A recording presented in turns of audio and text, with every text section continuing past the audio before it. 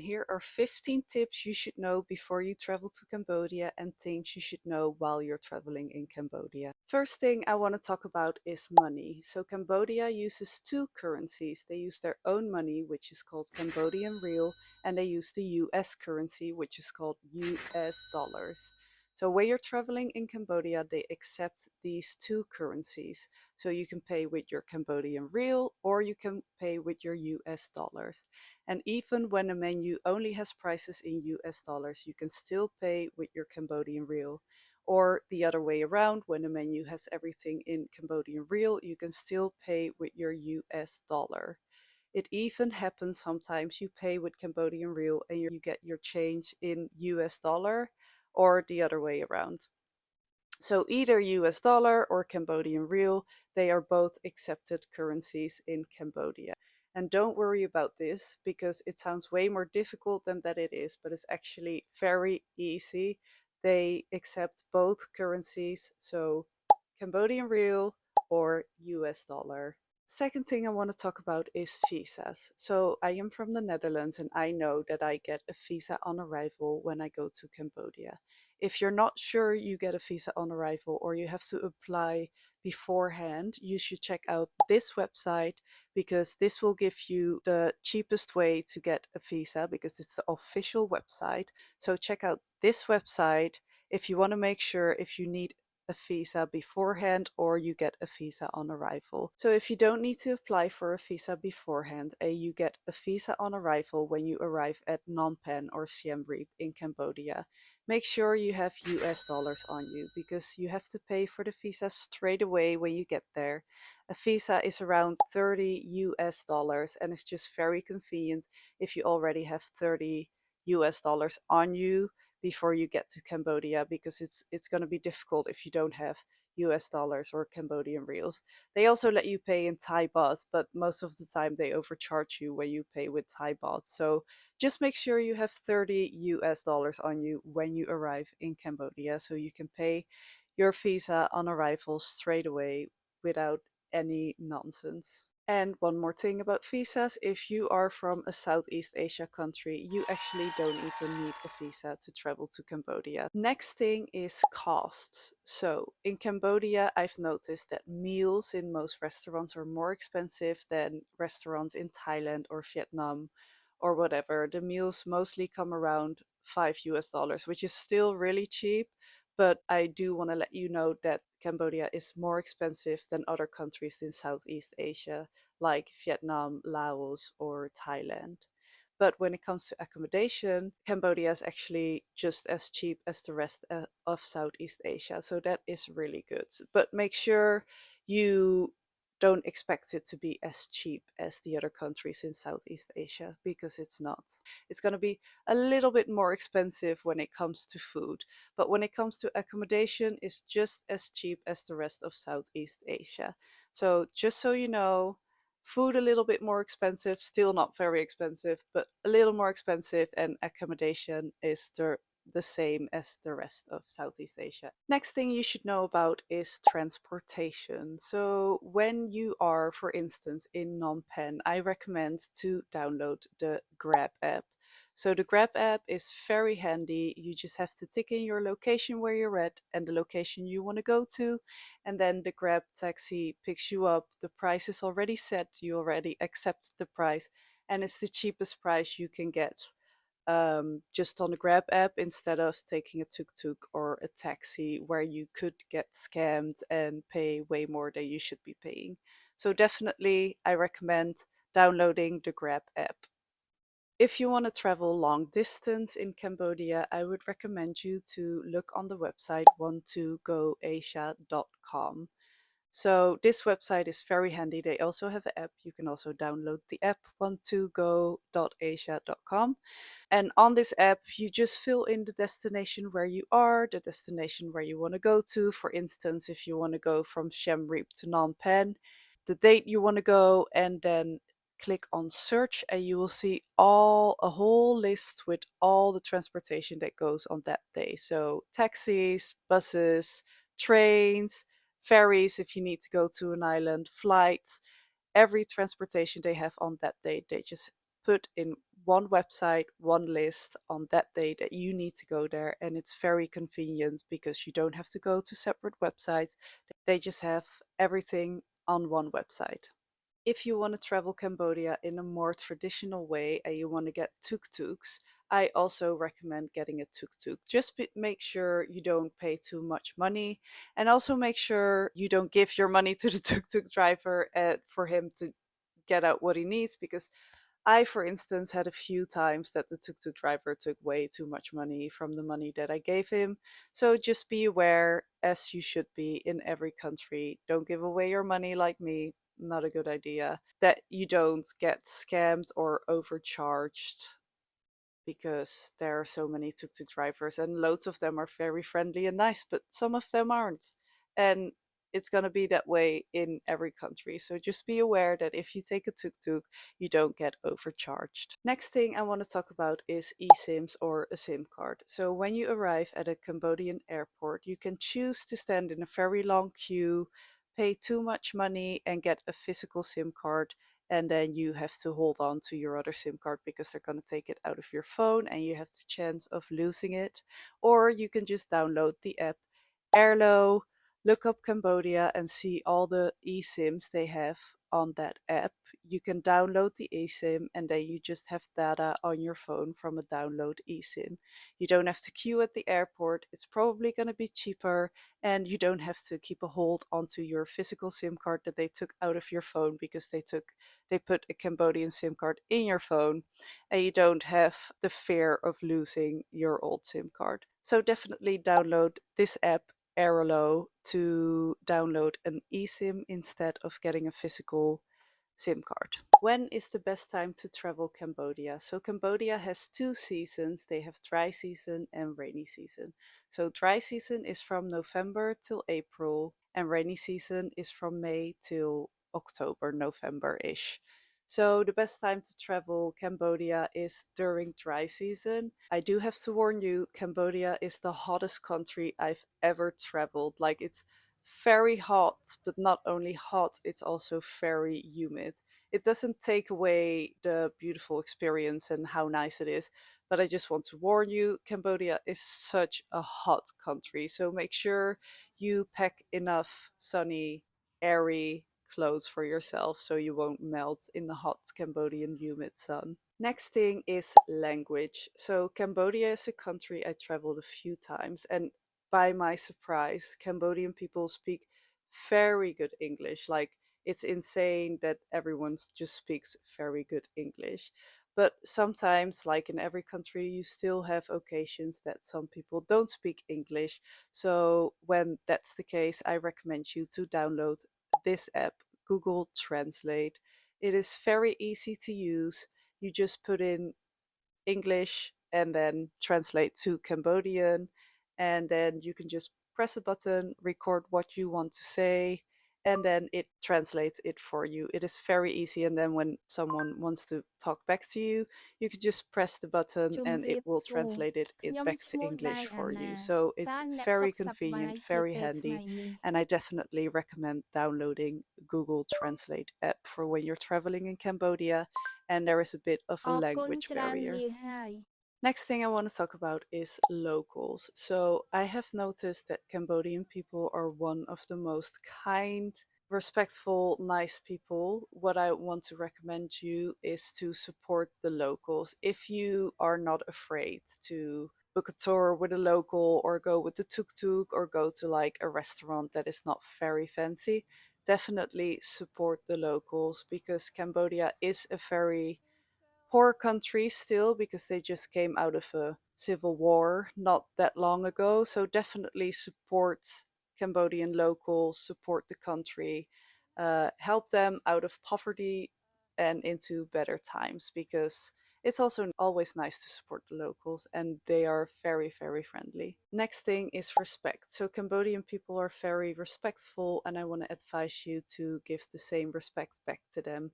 So when you visit temples, make sure you are dressed appropriately, make sure you behave in a respectful way. They are very friendly and kind people, so definitely give that back to them. The country is a little bit less developed than other countries in Southeast Asia because of the civil war they had not that long ago. But it's incredible how kind and friendly and respectful these people are, and especially for tourists. They don't really get that many tourists yet because it's less developed than other countries in Southeast Asia. But when they see you, they are very nice and friendly and respectful. So definitely give that back to them because they're very, very nice people. Next thing is food. So, Cambodian food is incredible. I never really hear about Cambodian food, and there are not a lot of restaurants to find on Google or different websites. So, I never really tried Cambodian food before, but it is very nice, delicious, different, and make sure you try Cambodian traditional local dishes like fish amok, the Cambodian noodles, by sak shruk, Cambodian breakfast, and lok lak. And also, if you can find them, definitely try to find Cambodian donuts covered in caramelized sugar and sesame seeds. It is delicious. I forgot what they were called. They are called Num Kung. I hope I'm pronouncing it right. Probably not. But these Cambodian little treat snack donuts are incredible. They are so good and you can find them on markets. But also make sure you try Khmer noodles, fish amok, lok lak, and one of my favorites by sak shruk, the Cambodian breakfast with barbecued meat, green tomatoes, rice, and some really nice kind of sauce thing they put over it. So delicious. Make sure you eat all the Cambodian dishes. Try them at least. Next thing is bug spray. Make sure you bring some bug spray or buy it over there at the store at the 7-Eleven because they have 7-Elevens. Cambodia is one of the countries that have a lot of bugs have been bothering me while I was in Cambodia. And I used bug spray all the time while I was there. It's very cheap to get it over there at the 7-Eleven. Definitely get it and use it because you're gonna need it. What to pack? So, when you're traveling to Cambodia in dry season, definitely pack really like light, airy clothing because it's gonna be, like I said, really hot and really humid. Cambodia is a very hot country. Don't overpack because they have a lot of nice markets in Cambodia, some nice stores in the big cities. And yeah, definitely make sure you pack airy clothing because you want to be moving around probably and it's going to be really hot. So, not thick clothing. If you're traveling during rainy season, definitely make sure you pack some water resistance clothing because it's going to be raining a lot. Next thing I want to talk about is safety. So, I've traveled Cambodia with my boyfriend, but also by myself sometimes. And I have to say that I always felt really safe in Cambodia because the people are very friendly. They always smile at me. They always want to help me. But be aware of scammers, which you should be in every country, especially when you're a tourist. Because when you're a tourist, you look like a tourist, and definitely scammers can see that you are not from there and they are going to try to scam you. But overall, I do have to say Cambodia is a very safe country to travel as a solo girl traveler or with my boyfriend. But just be aware of scammers as you should be always when you're in a foreign country. Next thing I want to talk about is Siem Reap. So Siem Reap is not a really big city, but it is a really nice city to stay in. It is very cute. It has a lot of culture. The people are very friendly and they have a lot of nice night markets and restaurants all around. And probably when you're going to Siem Reap, you are gonna want to visit Angkor Wat. So if you visit Angkor Wat, you actually can choose between a day pass, a 3-day pass, or the 7-day pass. So I visited Angkor Wat twice, and I've always gone with the 1-day pass because I think that if you go to Angkor Wat on a scooter or on an e-bike or with a tuk-tuk or a taxi driver that can drive you around, you can actually see the whole temple site at once because they drive you around. You don't have to walk. It's actually too big to walk, in my opinion. I would always choose to get or a scooter, an e-bike, a taxi driver or a tuk-tuk driver to take you places. But if you have one of these things, you can actually see Angkor Wat in one day. But if you really want to explore Angkor Wat, definitely get the 3-day pass if you want. And I do think 7 days is a bit overkill, except for when you're, I don't know, an historian and you really want to explore all the little corners in and around Angkor Wat temple ground. So definitely pay a visit to Angkor Wat and definitely get yourself a motorbike, an e-bike, a tuk-tuk driver or a taxi driver, because I would say it's too hot to do it on a bicycle and it's impossible almost to do it by foot because the temples are actually very far away from each other. So you will be exhausted by the end of the day. I took a e-bike and I was still exhausted by the end of the day because it was just so hot. Another tip for Angkor Wat is don't forget to go during sunrise. You have to go during sunrise because this is when the sun comes up behind the big Angkor Wat temple, which will give you the most incredible scenery. It is beautiful, it feels very magical, and you just can't miss out on the sunrise in Angkor Wat. So definitely go during sunrise if you want to see the most incredible view ever. Well, maybe not ever, but one of the most beautiful views ever. Another thing you should know about Angkor Wat is that there is loads of food over there, so you don't really have to bring your own food. You always can if you want to, obviously, but don't be worried that there won't be any food because Angkor Wat is actually a very big temple complex, so they have loads of temples. It's all very far away from each other, separated, but in between the temples they have loads of little food stalls where you can get drinks, foods, a nice ice cold refreshing coconut, whatever you want. You can even buy a sarong or whatever if you're not dressed appropriately and you need to like cover your shoulders or need a longer skirt. They actually have stuff there at the Angkor Wat temple complex, but do make sure you dress appropriately before you go to the temples instead of buying a long sarong to wear it as skirt or over your shoulders. Just dress appropriately. It's a very holy spiritual ground over there, so make sure you're dressed appropriately, but also know that there's loads of food and drinks and stuff you could buy on the temple complex and around it. When you're traveling Cambodia, don't forget to go to the islands Koh Rong or Koh Rong Sanloem. I don't really know how to pronounce that correctly, but Cambodia has two beautiful islands. The most popular island is Koh Rong, and the island next to it, which is a little bit smaller, is Koh Rong San Luem. These islands are incredible. They're actually still a little bit untouched in a lot of places, so definitely don't forget to visit these two islands.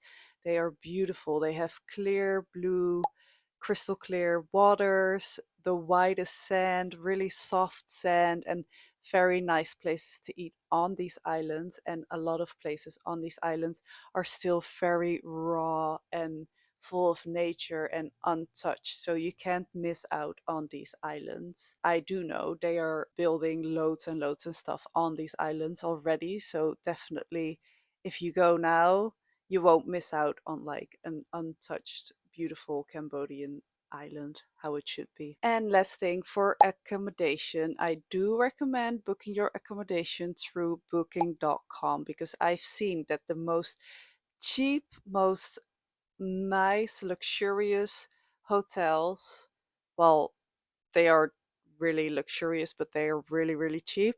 They put them on booking.com. So make sure you book your accommodation on booking.com because they always have discount. They have the nicest rooms. Like I say, luxurious, but it's going to cost you like 10 euros a night or around 12 US dollars a night.